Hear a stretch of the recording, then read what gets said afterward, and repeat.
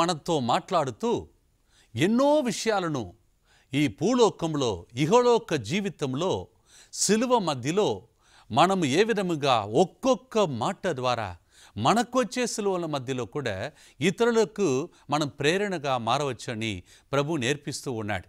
లూకా శుభవార్తలో 23వ అధ్యాయంలో 43వ వచనంలో మనం ఈ విధంగా చదువుతున్నాం. యేసు ఆ మంచి దొంగవానితో, నేడే నీవు నాతో కూడా పరలోకమున ఉందువు అని నీతో నిశ్చయముగా చెప్పుచున్నాను. నేడే నీవు నాతో పరలోకములో ఉండవు అని నీతో నిశ్చయముగా చెప్పుచున్నాను. ప్రియమైన సహోదరి సహోదరులారా, ఈ మాటను ప్రభు ఏ కడియలో చెప్పాడు?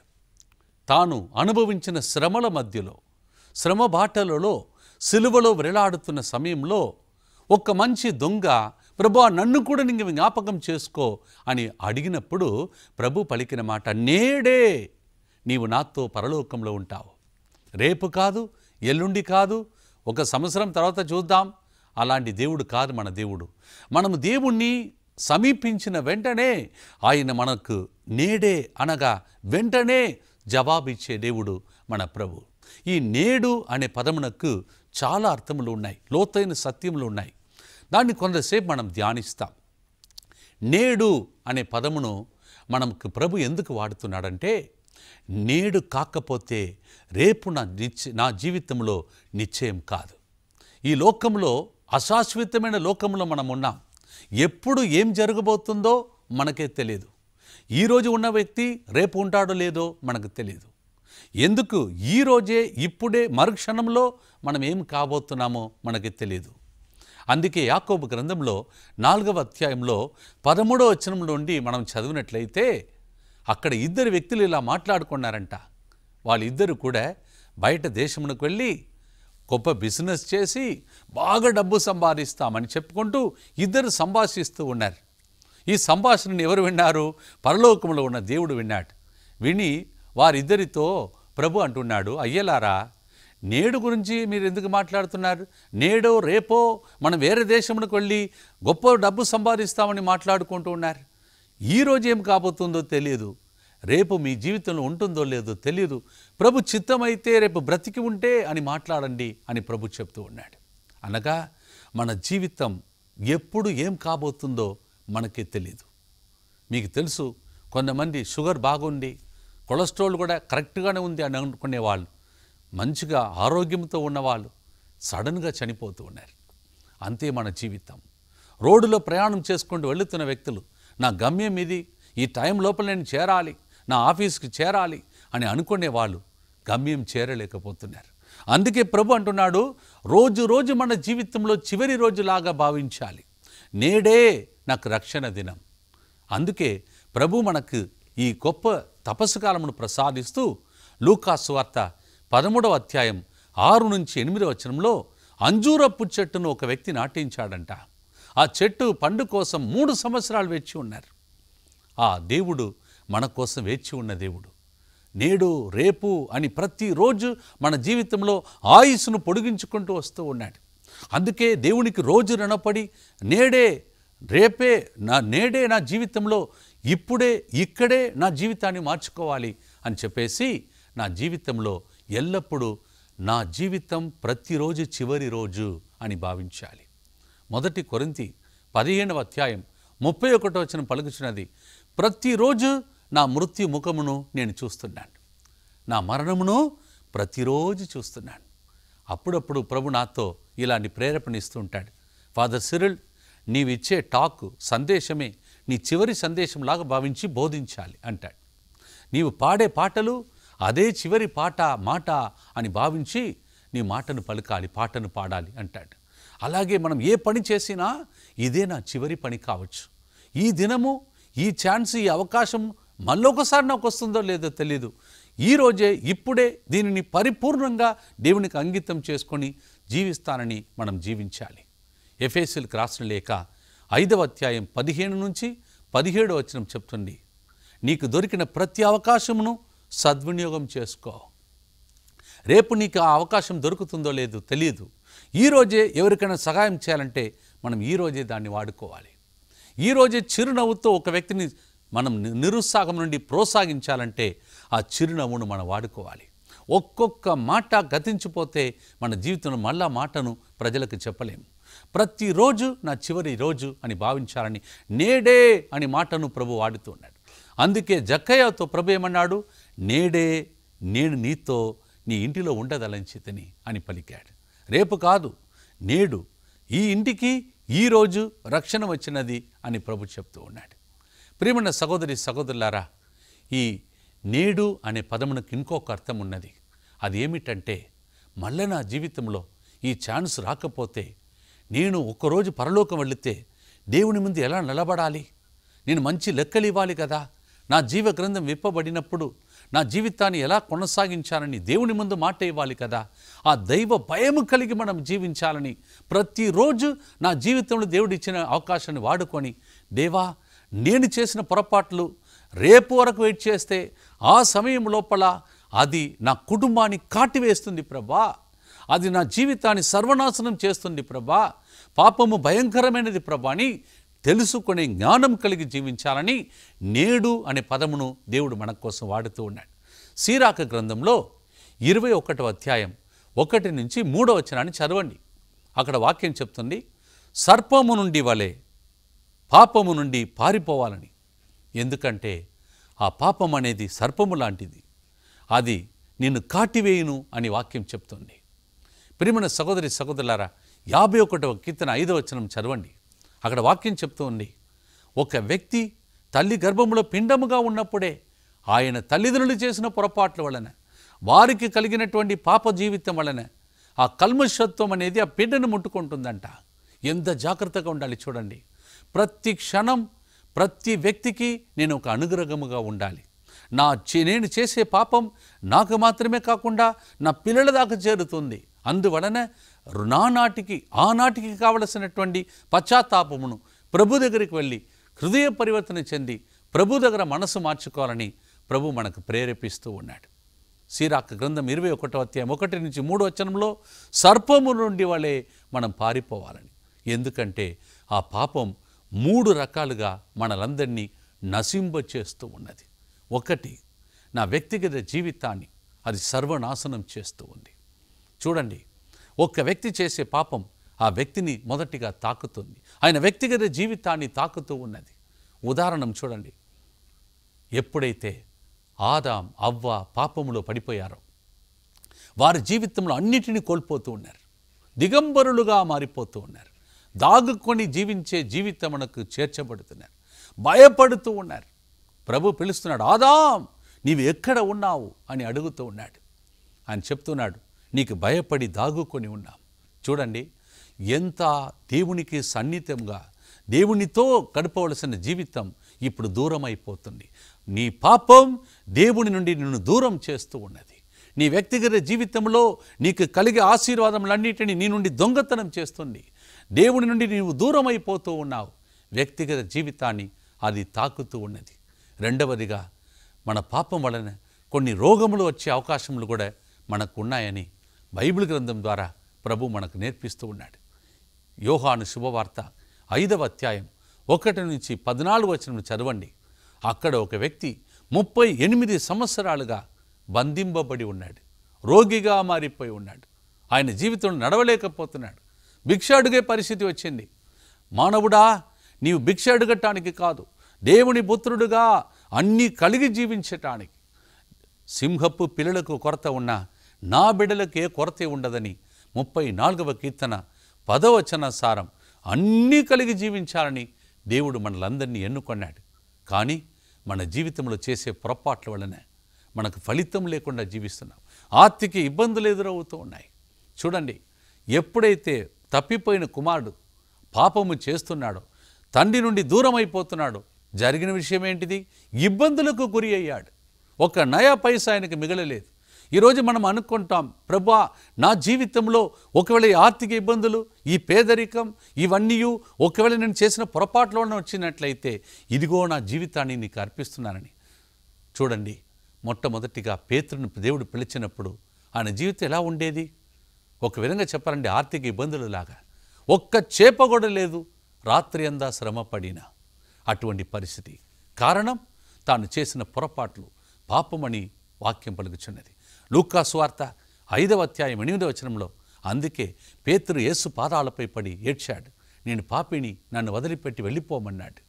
ప్రభు చెప్పాడు, నేటి నుండి నేను నిన్ను మనుషులను పట్టే వ్యక్తిగా మారుస్తాను.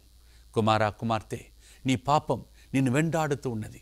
అది పాపం వలన రోగముగా రావచ్చు, ఆర్థిక ఇబ్బందులుగా రావచ్చు, లేకపోతే నీ కుటుంబం జీవితంలో నిన్ను బంధించవచ్చు. అందుకే ఈరోజు ప్రభుని అడుగుదాం, దేవా నా జీవితాన్ని మార్చుమని. ఒక చిన్న బ్రేక్ తర్వాత మనము ఈ విషయాన్ని లోతుగా ధ్యానిస్తాం.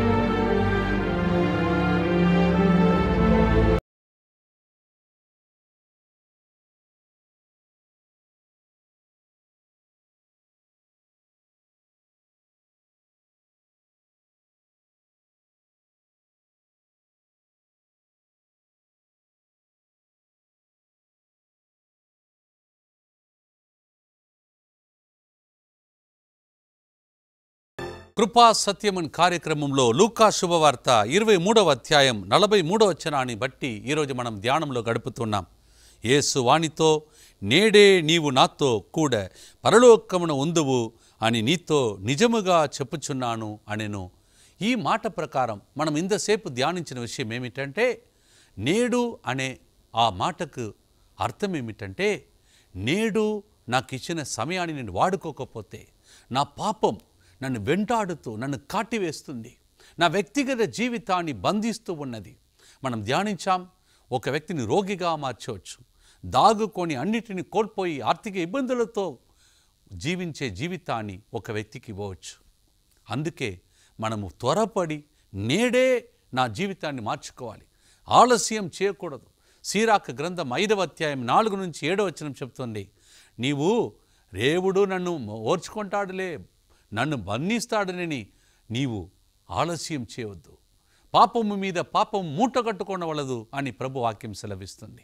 అందుకే ఈరోజు మనం ధ్యానిస్తాం, నా వ్యక్తిగత జీవితంలో నా పాపం నన్ను ఏడం చేసింది.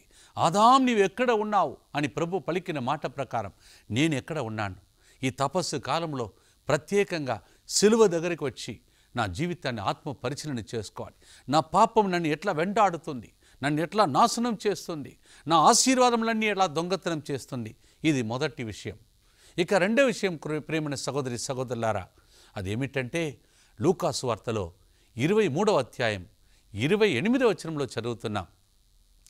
యెరూషలేము స్త్రీలు ఏడ్చుకుంటూ ప్రభుని వెంబడిస్తూ ఉన్నారు. సిలువను మోసిన ప్రభు వెనుక తిరిగి చూస్తూ ఉన్నాడు. యెరూషలేము స్త్రీలు వెక్కి ఏడుస్తున్నప్పుడు ప్రభు పలికిన మాట, నా కోసం కాదు, మీకోసం ఏడవండి, మీ పిల్లల కోసం ఏడవండి. ఆ గడియలో కూడా, ఆ శ్రమల మధ్యలో కూడా తన బాధను మర్చిపోయి, ఈ బాధ నా కోసం కాదు, ఈ శ్రమ నా కోసం కాదు, నేను కింద పడి ఏలోయ్ ఏలోయ్ లేమా సబక్తానని నేను ఏడ్చే పరిస్థితి నాకు వచ్చిన దానికి కారణం నేను కాదు, మీ వలన మీ పిల్లల కోసం నేను ఏడుస్తూ ఉన్నాను, మీ పిల్లల కోసం నేను దెబ్బలు తింటున్నాను, మీకోసమే, మీ పిల్లల కోసం ఏడవండి అని ప్రభు పలుకుతూ ఉన్నాడు. దీనికి అర్థం ఏమిటి? మీరు చేసే పాపం, ఒక వ్యక్తి చేసే పాపం వారి పిల్లలను కూడా తాకవచ్చు. అదే ప్రభు క్రీస్తు నేర్పిస్తున్నటువంటి సత్యం ప్రియమైన సహోదరి సహోదరులారా. అందుకే విభూది బుధవారం నాడు మొదటి పట్టణంలో యావేలు గ్రంథం 2వ అధ్యాయం 12, 13, 14, 15, 16 ఈ విధంగా మనం చెప్పుకుంటూ పోవచ్చు. ఆ వచనములన్నీ మనకు నేర్పించే సత్యం ఏమిటి? ప్రభు చెప్తున్నాడు, చూడండి, పవిత్రమైన సంఘము కోసం ప్రజలను సిద్ధం చేయండి, చిన్న పిల్లలను, చంటి పిల్లలను కూడా నా దగ్గరికి తీసుకురండి, పెళ్ళి ఆడిన వారిని పడక గది నుండి బయటకు రమ్మని పిలువండి, వృద్ధ వయసులో ఉన్న వారిని బయటకు రమ్మని పిలువండి.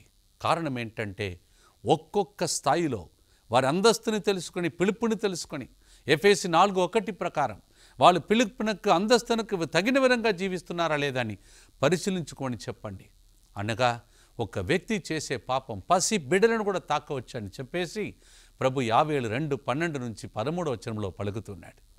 ప్రియమైన సహోదరి సహోదరులారా, ఈరోజు నేను చేసే పాపం నా కుటుంబానికి ఏ విధంగా ఆటంకముగా ఉన్నది? ఒక వ్యక్తి చేసే పుణ్యము ఆ కుటుంబానికి దీవెనకరంగా మారుతుంది. ఉదాహరణం, అబ్రహాము దేవుడు, ఈసాకు దేవుడు, యాకోబు దేవుడని ప్రభు తన్ను తాను గర్వముతో చెప్పుకున్నాడు. అబ్రహాం చేసే పుణ్యం వలన ఈరోజు ఈసాకు, యాకోబు వారి వంశస్థులారా మీకు దీవెన అని ప్రభు చెప్తున్నాడు. మోసే పాపములో పడిపోయి పారిపోతున్నాడు. ఏ స్థలంలో అయితే అబ్రహాం బలిపీఠం సమర్పించి ప్రార్థించాడో ఆ స్థలమునకు వచ్చేసరికి ఆ స్థలంలో మండుతున్న పొదల మధ్యలో దేవుడు మాట్లాడుతున్నాడు. అబ్రహాము చేసిన పుణ్యం, అబ్రహాము చేసిన ప్రార్థన, అబ్రహాము కట్టిన బలిపీఠం ఇంకా మండుతూ ఉన్నది. ప్రియమైన సహోదరి సహోదరులారా, మనం దీవెనకరంగా జీవించవచ్చు, మన కుటుంబానికి హానికరంగా కూడా మనం మారవచ్చు. మనం దీవెనకరంగా జీవించవచ్చు, మన కుటుంబానికి ఆటంకంగా మారవచ్చు. ఈరోజు నీ కుటుంబం నీ ద్వారా దీవించబడుతుందా అని ఆలోచించడానికి ప్రభు చెప్తున్నాడు. నేడే నీ జీవితాన్ని పరిశీలించుకో. లేనిచో అది నీ పిల్లలను తాకవచ్చు, వారి పిల్లలను తాకవచ్చు, ముని మనవుని దాకా అది శాపముగా రావచ్చని మనము నిర్గమకాండం 20:5 చదువుతున్నాం. దావీదు చేసిన పొరపాట్లకు కుటుంబం అంతా శిథిలావస్థకు వెళ్ళిపోయింది. దావీదు విభచారములో పడిపోయాడు. సొంత కుమారుని జీవితంలో విభచార ఆత్మ పట్టుకున్నది. కామకత్వానికి లొంగిపోయాడు. సొంత ఇంటిలోనే చేయకూడని పనులు జరుగుతున్నాయి. ఆ గడిలో దావీదు ఏడ్చాడు, ప్రభా నేను పాపిని, నీ పరిశుద్ధ ఆత్మను నా నుండి గెంటి వేయకని ఏడ్చాడు. పిదప దావీదు వంశంలోనే యేసు ప్రభు పుట్టాడు. ఈరోజు మీ వంశము, మీ కుటుంబము, మీ సందడి వారు దీవెనకరంగా మారటానికి ప్రభు చెప్తున్నాడు. నేడే నీ జీవితాన్ని మార్చుకో.